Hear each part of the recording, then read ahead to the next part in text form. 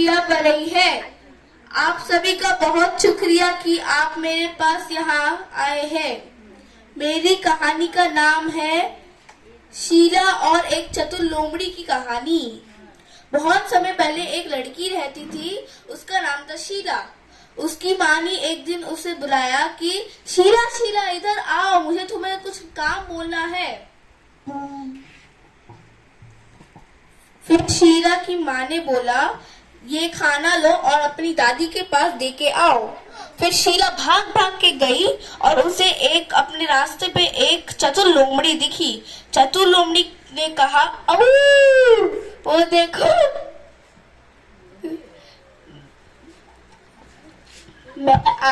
मुझे बोलो कि तुम कहाँ जा रहे हो।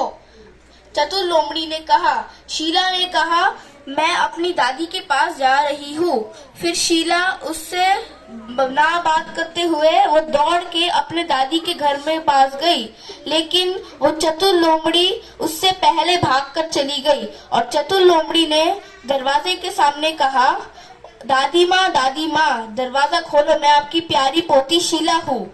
लेकिन दादी माँ को तो पता नहीं था कि वो एक चतुर लोमड़ी है।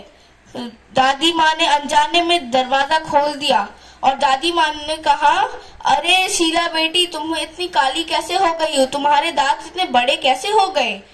चतुर लोमड़ी ने कहा, मैं तो ऐसे ही धूप में घूम घूम के काली हो गई हूँ। लेकिन जैसे ही चतुर लोमड़ी ने कहा, चतुर लोमड़ी ने दादी माँ को निकल दिया और अभी चतुर लोमड़ी के पेट पर थोड़ा थोड़ा दर्द होने लगा। जैसे ही शीला आई, चतुर लोमड़ी ने दादी का चश्मा, कपड़े सारे कुछ पहन लिए और शीला बाहर आके बोली, दादी माँ दरवाजा खोलो, मैं आपकी प्यारी पोती शीला हूँ।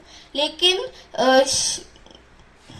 चतुर लोमड़ी को पता नहीं था कि शीला है वो। तो चतुर लोमड़ी ने दरवाजे को खोला और शीला ने बोला, आप इतनी काली कैसे हो गई? आपके दांत इतने बड़े बड़े कैसे हो गए दादी? फिर चतुर लोमड़ी ने कहा, मेरे दांत तो बहुत ज्यादा बड़े हो गए क्योंकि मैं तुम्हें खा सकूं।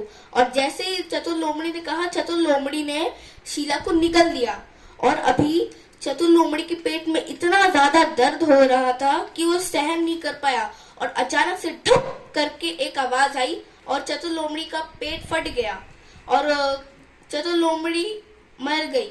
और इस कहानी से हमें यह सीख मिलती है कि कभी भी किसी को कुछ नहीं बताना चाहिए। Thank you.